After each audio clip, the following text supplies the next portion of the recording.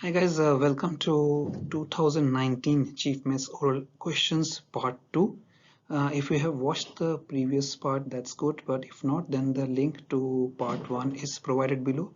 Now, normally in my series of videos I make on Chief Mess Oral Examination questions, I take up a set of questions and provide you with the answers.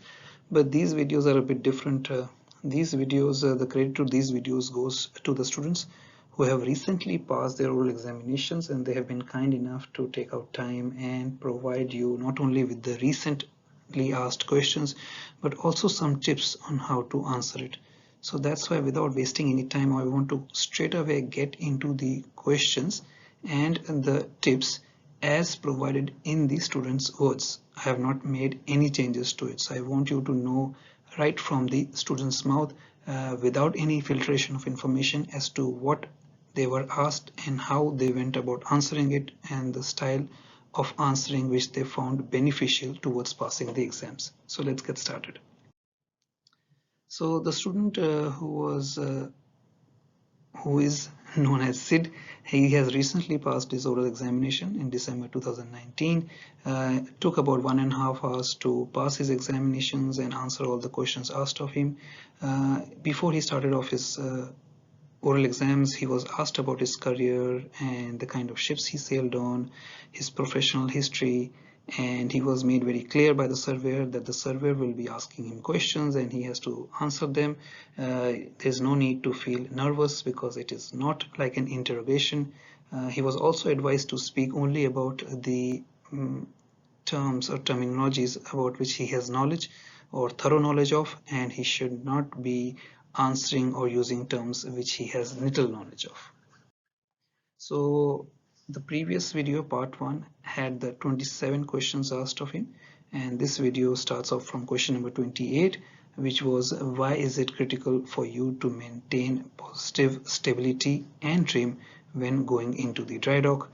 The candidate says that this was a leading question because he mentioned about the term critical period in his previous answers. So again, this reiterates the point that you must lead the surveyor only into areas about which you have thorough knowledge of. So as soon as you mention anything, you have to be ready that the surveyor will ask you further questions about it or may derive questions from your answers. So make sure you mention only about the areas about which you have studied and you have thorough knowledge of. The next question was about enclosed space entries in dry dock. How, why, and when is it carried out? So the candidate says that this question is asked of almost everyone. So make sure you are very thorough with answering this. Specifically, you should be taking the surveyor through the enclosed space checklist, that is ISM enclosed space entry checklist. Not only mention about the checklist, but also talk about the precautionary measures and the items in the checklist to the surveyor. What are your company procedures for tank entry? Now, the answer to this question is very similar to the previous one related to enclosed space entry, but in this answer, you also have to talk about your company's SMS, that is your company's safety management system, which pretty much leads into ISM and the company procedures of any operations that takes place on the ship. What do you understand by load line zones and why are there load line zones? So talk about load line zones, especially if you are going for chief mate examinations. It's imperative that you know everything about load line zones. What are the different load line zones? Where can you find the information from? Because the next question you can see it leads into when can you submerge the load line? And the candidate had answered this previously in one of the previous questions. You can watch it in part 1. So it's imperative that you study about load line zones. What is letter from administration? Which administration and what does the letter say and why is it issued and what are the consequences of it? So this was also a leading question from a previously answered one, and the candidate says it's basically the letter of administration is issued from the flag state, providing you with some kind of leeway if there is a deficiency that really does not affect the seaworthiness of the ship. If it's a minor deficiency, then the flag state provides you with some leeway and to rectify this deficiency till the time the flag state or the port state in the next port will board your ship and check for its rectification. Question number 32 was related to the OHS Act. What is OHS? OHS stands for Occupational Health and Safety. In Australia, it is also known as Occupational Health and Safety Maritime Industry Act. I think it's 1993. So OHSMI Act is Occupational Health and Safety Maritime Industry Act, and this is known in Australia. You have to pretty much talk about everything you know about it. So start from speaking about why it was introduced, what is PIN.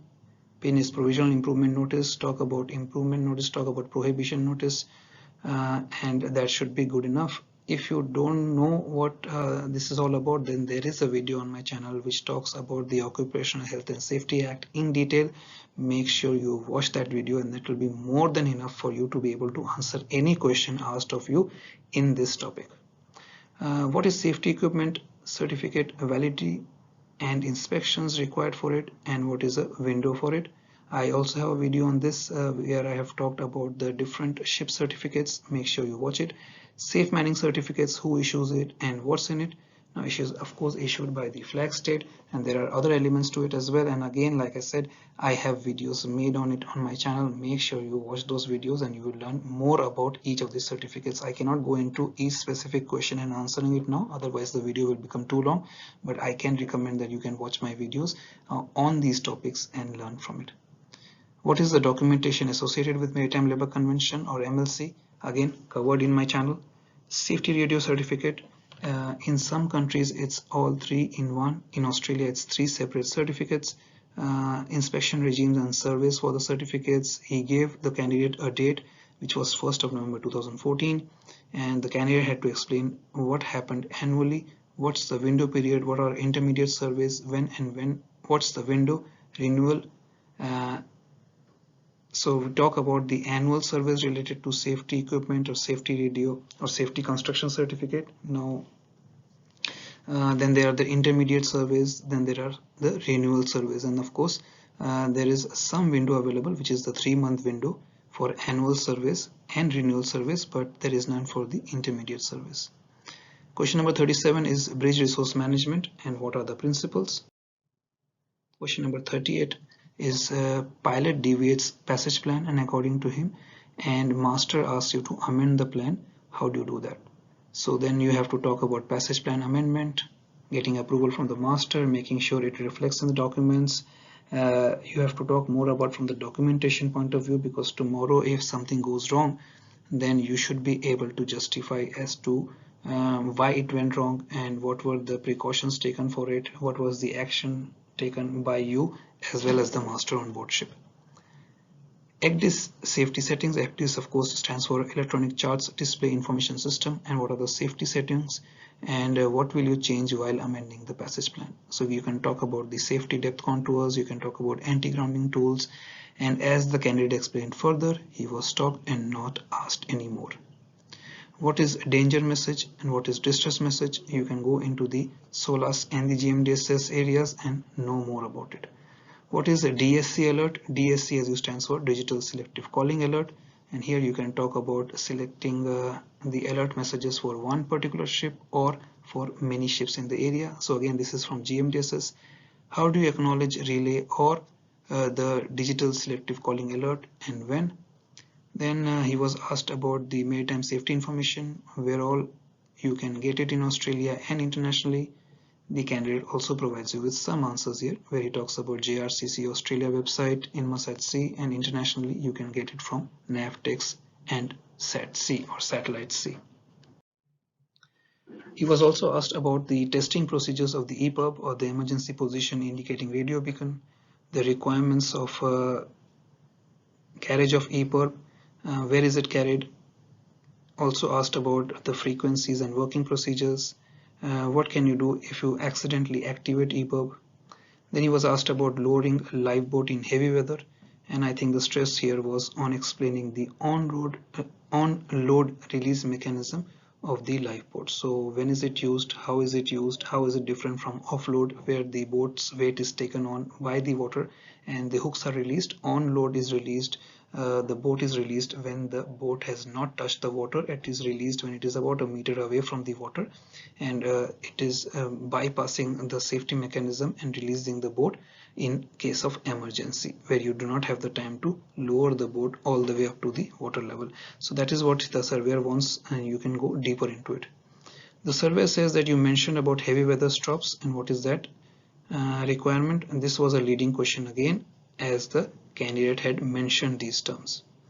You are a chief mate in a life raft with some crew, your action and equipment you have. So talk about the morale of the crew, do not panic. He might throw a few questions to put you off guard, but make sure that you keep on coming back to the safety of life and taking all precautions towards safety of life, making that your priority, and the effective use of the safety equipment on the life raft. The candidate was also asked about celestial navigation, explain to meridian passage and procedure and how you do it. The candidate drew the PZX triangle and he was stopped immediately because the surveyor might have known that the candidate is aware of it. Again, most of these questions have been covered by me in separate videos. I've talked about celestial navigation, actions to be taken in case of heavy weather and all that, so please make sure you watch those videos. He was asked about the firefighting equipment carried on board his last ship maybe. Also mentioned, the candidate had mentioned about the class B30 bulkhead. So what is it, and please elaborate. So the candidate talked about A60 to B30 bulkheads. All this information is provided in your SOLAS in the chapter that talks about the fire and the construction regarding fire. So you will find all those different classes of bulkheads, what are the differences between it, and where are these bulkheads located on a ship. So you can go and read about it. And again, here you can see that the candidate has been leading the surveyor into areas about which he was very confident, and that's what worked for him in this case. So make sure you do the same. So regarding garbage, the chief officer, the candidate was asked what is his responsibility, what are the entries to be made regarding garbage logbook entries, and what's new in the garbage logbook. Finally, he was asked about the P&I Club, what's the validity of the certificate, and does it come under statutory certificates. Regarding collision regulations, the candidate was asked very basic questions about West Cardinal Buoy, South Cardinal Buoy, Special Buoy, Preferred Channel Buoy, and power-driven vessels seen end-on. And lastly, he was asked about boxing the compass, but not starting from north, but starting from south by southwest. So make sure that you're very familiar with boxing the compass. You should practice your ROR cards. I have a number of videos on ROR cards, that is rules of regulations or rules of the road cards rather, and you should be practicing the buoys, the situations that you might face at sea, and how would you take action to avoid those collision situations. Alright, regarding certificates, I have videos there as well, so make sure you watch all those videos. It's hard for me to answer all these questions in one video, so make sure that you get the questions and the answers from me here, and prepare yourselves for the oral examination. Thanks guys, and bye.